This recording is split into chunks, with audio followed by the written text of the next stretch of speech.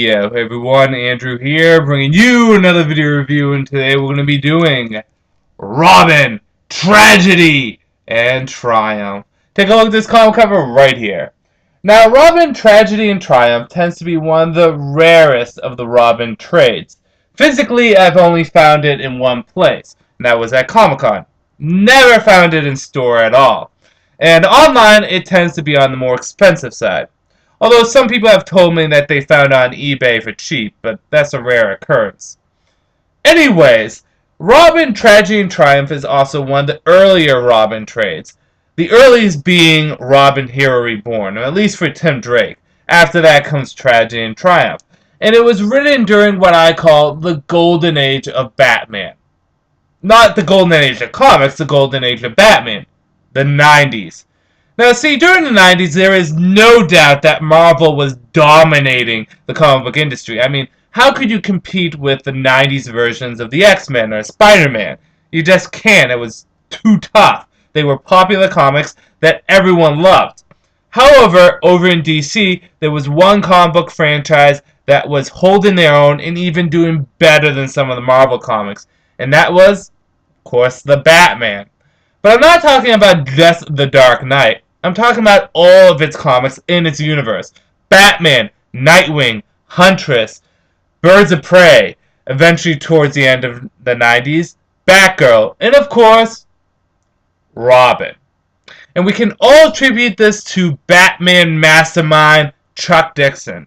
During the 90s, Chuck Dixon held Batman by the balls. And not in a bad way, in a good way.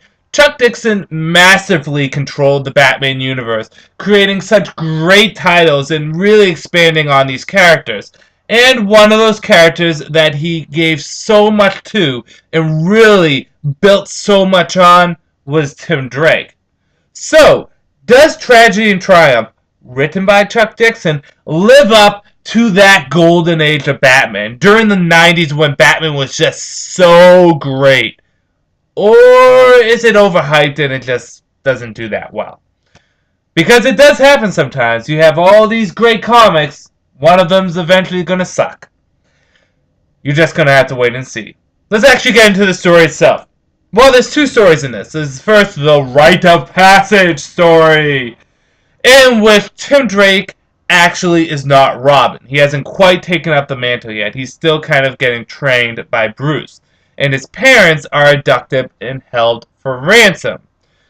Tim needs to keep a calm, level head and work in Gotham and stop an individual causing a little anarchy, wink, wink, wink, while Batman goes off and tries to save Tim Drake's parents. Will Batman succeed in bringing his parents back safely? Will Tim Drake be able to take out this anarchy-creating villain? Again, wink, wink, wink. There's a hint there on who it is. Or will this definitely be the tragedy before the triumph?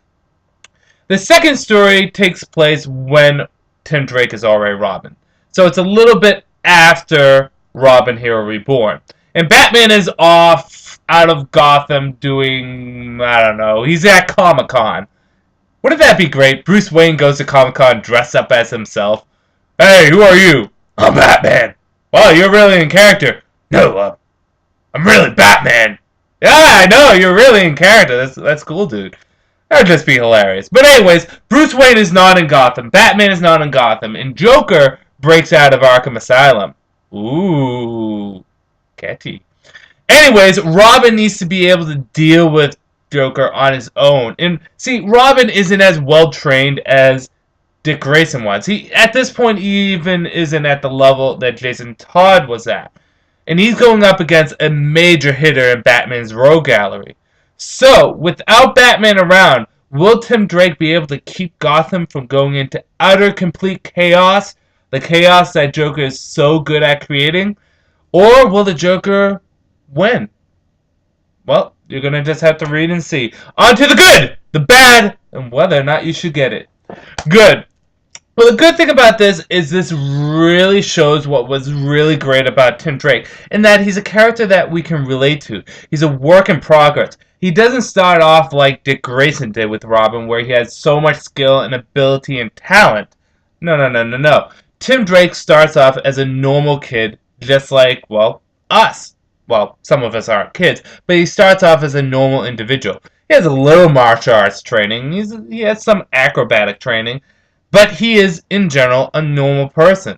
And he needs to grow, he needs to learn, he needs to become better. And he's put into situations and has emotions and feelings that we would have in these situations. And I think that's what really made Tim Drake so likable as a Robin. It's the fact that he grows and he is that work in progress. You really get it here. Tim Drake needs to think his way through these situations. He needs to use this more than this. And that is one of the best things about the Batman family, is that they don't have superpower, save from a few of them. They have to use their will and intellect more than their actual fists and their muscles. And that is what's great about this, is that it's Tim Drake trying to think through things. Another thing I liked is in the first story, he's not actually Robin. He's still trying to get a hang of things. He's still trying to create himself in the Batman family without actually being part of the Batman family. He's trying to prove to Bruce that he wants to do things Bruce's way. He doesn't want to jump right into the role of Robin, which is a mistake that Jason did. See, when Dick Grayson became Robin, he actually went through about a year of training before he actually went on the street. Jason Todd was thrown into the fire pan or the sizzling pan or whatever you want to call it. He was right into the role of Robin, very little training, and that cost him his life. Tim Drake, he's going by Bruce's rules, and he's learning to be a hero by thinking, by working things out without actually jumping into being Robin. And that's a nice thing. I like the fact that there is, again, that growing process. And Chuck Dixon really does a good job at doing that with characters. One of my other favorite examples, I'll give you two other examples of how Chuck Dixon does this masterfully, is again with Robin Hero Reborn, in that Tim goes to train with this special sensei meditation master, and instead he goes on this whirlwind adventure with Lady Shiva, and that is actually his learning process, and he learns to fight, he learns how to think, and it's really quite cool. Another example of this training aspect, building from the ground up, is in Batman Nightfall. After Bruce recovers from his broken back, he needs to retrain his muscles, his mind, and his instincts. And we go through several issues of him doing that. And again, it's just beautifully, masterfully done. Kudos to you, Chuck Dixon. I also liked how the Joker was portrayed in this. Two people portray the Joker very nicely. Greg Rucka and Chuck Dixon. I really like how the Jokers are portrayed because they are complete insanos. One of the things that make the Joker such an elusive person to deal with is the fact that he is crazy. And Chuck Dixon really emphasizes this here. Joker in this actually thinks Tim Drake is Jason Todd. At one point he goes, I killed you, I killed you, I killed you, oh, I'm going to have to kill you again. It's kind of cool. And the fact that this is a tribute to what I like about the Joker is that I'll do a comparison.